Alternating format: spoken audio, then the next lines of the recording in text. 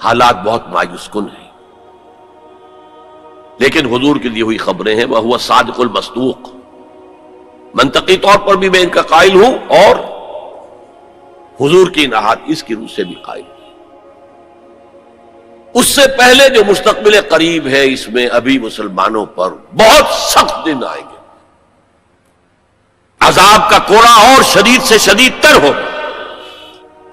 اس کو یوں سمجھیے کہ وہ جو حدیث جس سے میں نے بات شروع کی تھی، حزب النعل بالنعل، تو باقی سارے عذاب تو قومن کافی ثابت ہو گئے، ادھر ایشورینز، ادھر کروسیڈرز، ادھر نیبوکڈنیزر، ادھر تاتاریز، ادھر گریکس اینڈ رومنز، ادھر بقیہ ویسٹرن اینڈ سینٹرل یورپ۔ یہ تو صاف صاف نظر آ گیا جو پچھلی صدی میں ہوا یہودیوں کے ساتھ، 6 million of them decimated، ختم کیے گئے ہٹلر کے ہاتھوں۔ اس کی کاربن کاپی بھی تو آنے والی ہے، اور یہ آئے گی اربوں پر۔ آج اللہ کے دین کے سب سے بڑے مجرم عرب، کیوں؟ عام قاعدہ ہے جن کے رتبے ہیں سوا، ان کی سوا مشکل ہے۔ حضور کے ازواج سے کہا گیا کہ نہیں، اگر تم کوئی غلط حرکت کرو گی دوہری سزا ملے گی تمہیں، تمہارا رتبہ بہت اونچا ہے، تم نبی کے گھر میں آباد ہو۔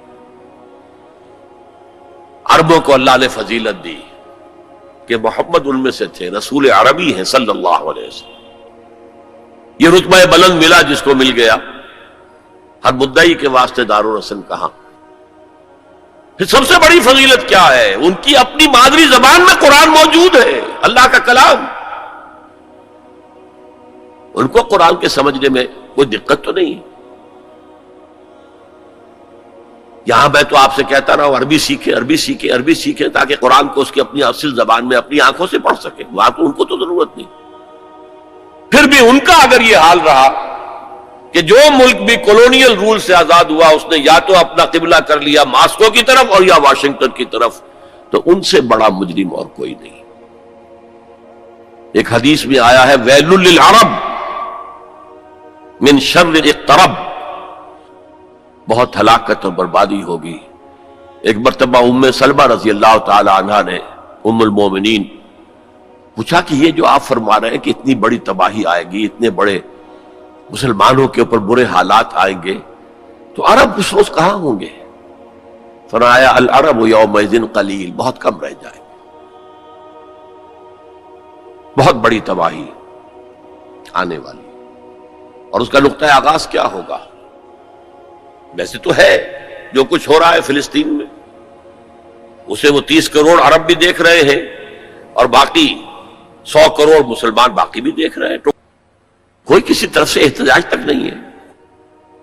امریکہ شیرون کو مین آف دی پیس کا خطاب دے رہا ہے، صابرہ اور شتیلہ کا قاتل، درندہ، اور جو کچھ کر رہا ہے فلسطینیوں پر، وہ آج ہم اپنی آنکھوں سے دیکھ رہے ہیں ٹیلی ویژن کے اوپر، کس طرح بلڈوزرز آتے ہیں ان کے گھروں پر گھر گراتے چلے جاتے ہیں، کس طریقے سے F-16 اوپر دندن آ رہے ہیں، ہیلی کاپٹرز دندن آ رہے ہیں، اور ان کے پاس کیا ہے سوائے اپنی جان پیش کرنے کے؟ سوسائیڈ جو ہے اٹیک، اس کے سوا کیا ہے؟ یا پہلے وہ صرف پتھر مارتے تھے، اینٹیں، روڑے، اللہ اللہ خاصا۔ تو یہ ضربت علیہم الذلۃ والمسکنۃ وباؤوا بغضب من اللہ، یہ تو پہلے ہی ہو چکا ہے۔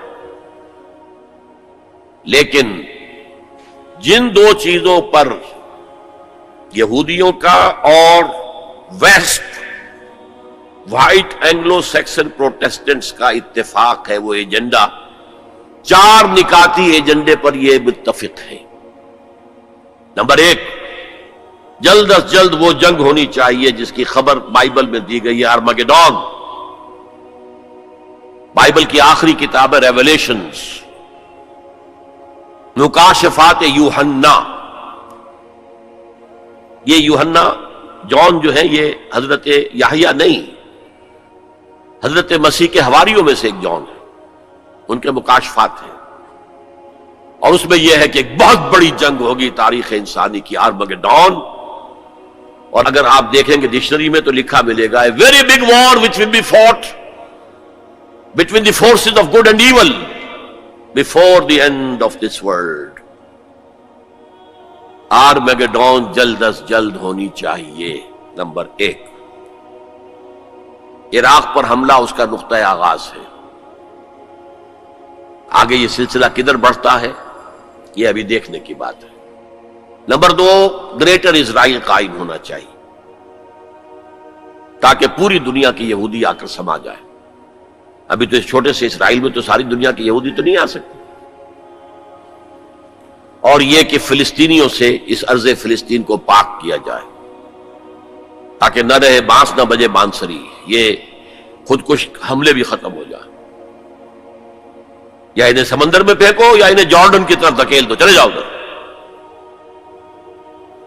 نمبر 3، مسجد اقصی اور ڈوم آف دی راک قبۃ الصخرہ کو گرایا جائے.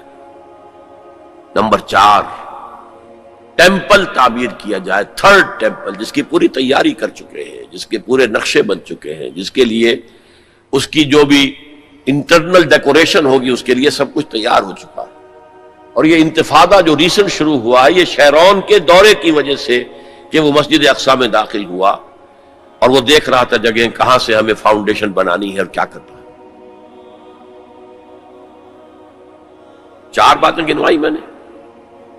5ویں بات ایک اور بھی ہے کہ جب 3rd ٹیمپل تعمیر ہو جائے تو تھرون آف ڈیوڈ لا کر وہاں پر رکھ دیا جائے. یہ مجھے پتا نہیں تھا. یہ تھرون آف ڈیوڈ ابھی حضرت داؤد کا تخت جو ہے کہیں محفوظ ہے. یہ پروٹیسٹنٹس کا ایک رسالہ نکلتا ہے دی ٹرمپٹ فلاڈلفیا سے، امریکہ کے شہر فلاڈلفیا سے، دی فلاڈلفیا ٹرمپٹ. اس میں پتا چلا یہ ایک پتھر تھا جس پر بٹھا کر حضرت داؤد کی تاج پوشی کی گئی تھی. اسی پر حضرت سلیمان کی تاج پوشی ہوئی، اسی پر بعد میں ان کے اور جو بھی تھے حکمران ان کی تاج پوشی ہوتی رہی. وہ پتھر ٹائٹس نے جب گرایا ہے یروشلم کے اس 2nd ٹیمپل کو تو وہ اپنے ساتھ لے گیا. وہ روم پہنچ گیا، روم سے آئرلینڈ پہنچ گیا، کیتھولک ملک ہے بہت بڑا. وہاں سے اسکاٹ لینڈ آیا، وہاں سے انگلینڈ میں آ گیا اور اسے رکھ دیا گیا جو ان کی پارلیمنٹ کے ساتھ جو گرجا ہے. اور 14ویں صدی عیسوی میں اس کو ایک کرسی میں بلڈ کر دیا گیا سیٹ کی حیثیت سے. اب وہ تھرون ہے. اسی کرسی پر بٹھا کر انگریز جو بھی بادشاہ ہوئے اور جو ملکائیں ہوئی ان کی کورونیشن ہوئی ہے وہ وہاں سے لا کر اب یہاں رکھا جائے گا. البتہ اس کے بعد ان کے ایجنڈے مختلف ہو جاتے ہیں. یہودی سمجھتے ہیں ہمارا مسیح آئے گا، وہ اس تخت پر بیٹھ کر دنیا پر حکومت کرے گا. اس کے لیے بھی سمجھ لیجئے ان کے مسیحا سے مراد کیا ہے. ان کے ہاں چلی آ رہی تھی پیشین گوئیاں کہ ایک مسیحا آئے گا جو تمہارے دلدر دور کرے گا، تمہیں عظمت تک پہنچائے گا. وہ حضرت مسیح آ گئے، انہوں نے مانا ہی نہیں. تو وہ پیشن گوئی جو ہے ابھی موجود ہے. The position is vacant. ابھی تک وہ مسیح نہیں آیا. They are waiting for their مسیح. اس لیے کہ مسیح کو تو مانا نہیں. اور عیسائیوں کا خیال ہے حضرت مسیح کا جو 2nd نزول ہوگا، 2nd کمنگ، تو وہ اس تخت پر بیٹھ کر حکومت کریں گے پوری دنیا میں. یہ ایجنڈا ہے. لیکن بہرحال اس میں جو مسجد اقصی کی شہادت کے بعد اور قبۃ الصخرہ کے گرانے کے بعد جو خون کھولے گا عرب نوجوانوں کا، اس کا آپ اندازہ نہیں کر سکتے. عرب کے اندر جوش تو اب بھی ہے، نوجوانوں میں بہت ہے. وہ ایک ایسی بات ہوگی کہ جس پر خون جوش کھائے گا. اور اس سے پہلے تو یہ حکمران کہ جو ویسٹ کے گماشتے ہیں یہ انہیں قتل کریں گے، بھونیں گے. اور پھر یہ کہ کرسچنز اور جیوز، اور انہیں جیوز میں سے اینٹی کرائسٹ بھی کھڑا ہو جائے گا، دجال. یہ مقابلے ہونے ہیں لیکن میں اب تفصیل میں نہیں جانا چاہتا. لیکن ان کے ذریعے سے عالم عرب پر تو بہت بڑا، بہت سخت عذاب آئے گا.